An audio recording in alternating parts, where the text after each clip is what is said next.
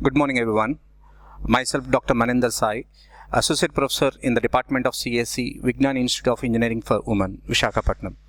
Today, I would like to take a class on DBMS, that is Database Management System. Now, coming to the basic essence of DBMS, whenever we talk about the real world and the computer science concepts, without the data, we cannot perform any activity. Therefore, whenever we try to work upon any application, whether it is any related to software or anything, we require the data concepts. Therefore, we are going to today see what are the basic things what we require for the DBMS. Okay, now here we are going to discuss about what is data, what is database, what is a system, and why we require DBMS. Now, coming to the basic definition of data. Data is collection of raw materials or facts which are available in the real world. For example, if you are trying to work upon the concept of a student, let us take a college as an example, and where we are trying to explain the details of a student. The details related to the details related to a student can be termed as data. For example, the hall ticket number, name, the marks of the student, the where he has studied, what are the parental details, all these details can be termed as data. Now, coming to a database is nothing but collection of related data which is going to be grouped together. Basically, we can say all the data can be considered as a database, but the related data will be put as a database here. And also, we should know the difference between the data and the data information. Basically, we take data and information to be synonymous, but basically they are quite opposite. For example, we are working with the data. The details belonging to hall ticket number, the student, that is hall ticket number, name, all those things can be termed as data. But coming to information, the processed data can be termed as information. There is a difference like this. For example, generally there will be a view where we consider the data to be huge or the information to be small. It is not going to be like that. Both the things can be in any way. Either the data might be large or the information might be large. For example, if you are taking an MSET process, in the MSET process, 1 lakh students are enrolled and they are going to take the examination. All these details are fed into the system, and after the examination, we are going to process the details and we are going to generate the report who has obtained the first rank. Therefore, out of maybe 1 lakh students, only one record or few records are going to be taken as output, where the data is small and where the data is large and information is small. But there may be certain situations where the data will be small and the information might be big. For example, the same 1 lakh students, details have to be printed along with the rank and other details with the marks, then the information size will be more. Therefore, this is what we can term the data and the information. Therefore, we should understand data and information are quite opposite. Now, coming to the database, as I already told you, it is a collection of related data which is going to be stored. And what is a system? Whenever we are talking about a system is nothing but collection of some components integrated together to perform a task. Now, the system where we live is going to be called as a solar system. Therefore, in the real world, whatever we talk is a part of a system. If you take a college as an entity, the college itself is a system where we provide education. Therefore, within this system, there are different types of people who are going to work, or the different components are going to be there. For example, the teaching staff, the non-teaching staff, the students, the management, as well as the parents. All these people are going to be considered as part of the system. Whenever you are talking about a system lies within an environment. And a system will have a certain boundary. How we differentiate a boundary and a system? Here is a boundary and an environment is like this. For example, any activity within the system, if it is going to be directly impacting the data within the system, then that area will be called as the boundary. And if the things are taken from some other place, then it is going to be called as environment. For example, a student is coming from a faraway place to the college daily. That faraway place can be taken as the environment.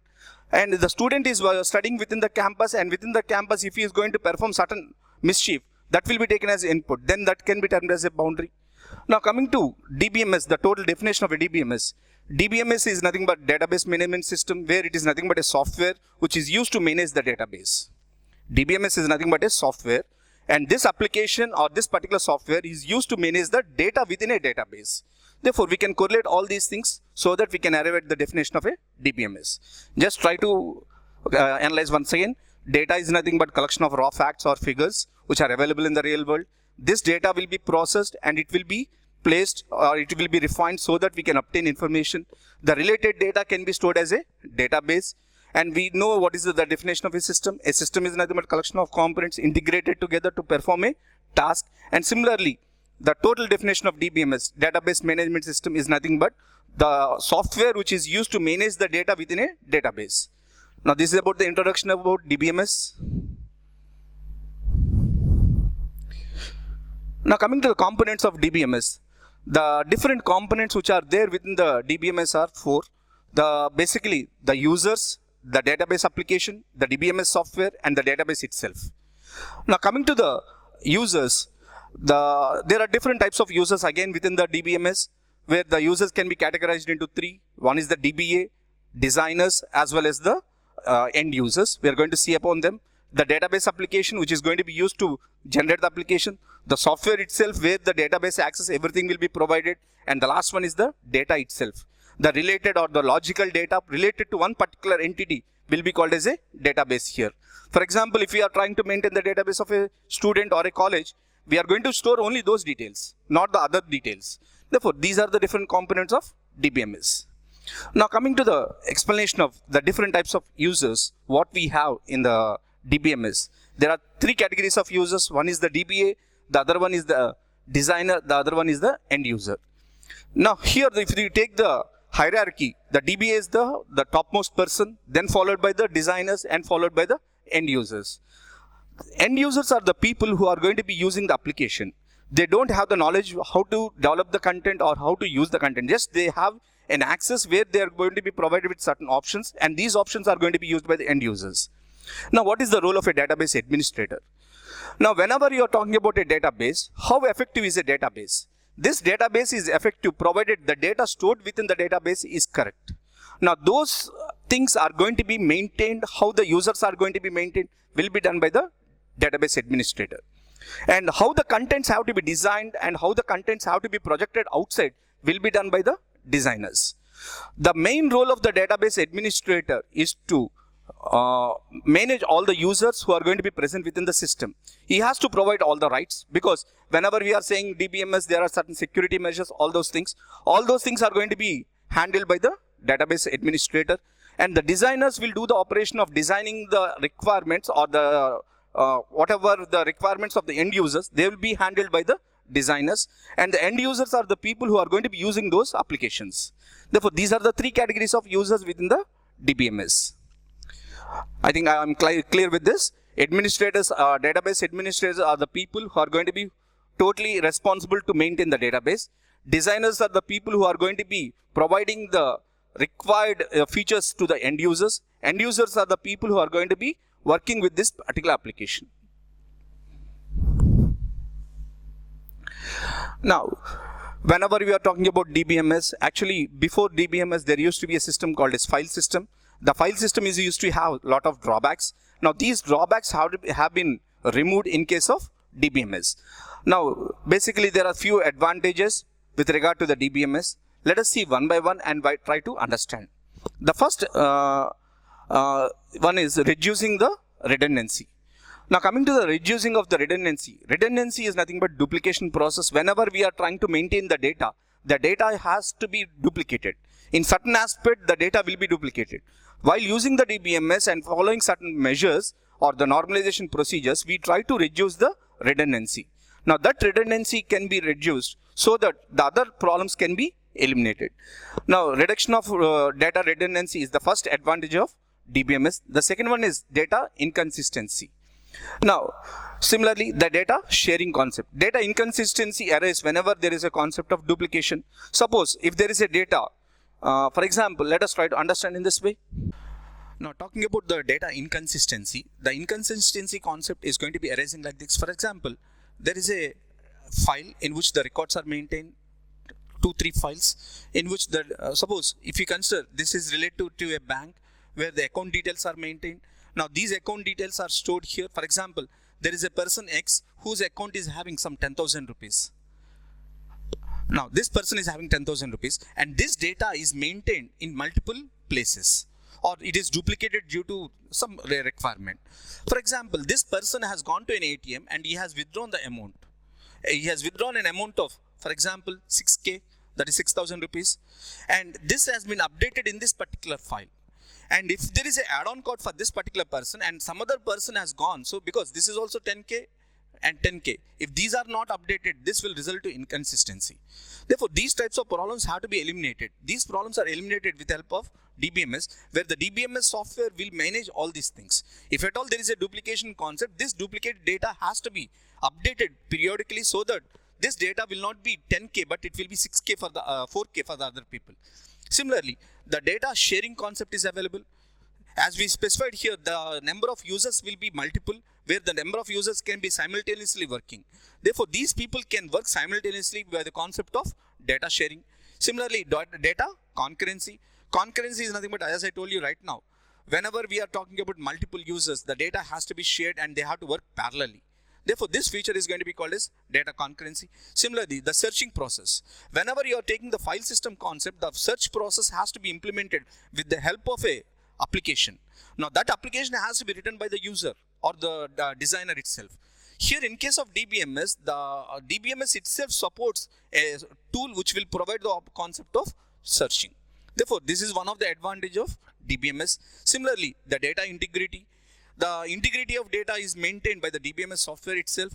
Similarly, it provides the concept of security to the data as well as to the users also. Whenever we say we have different set of users, each user will have his own access rights, everything. For example, there are 3 users.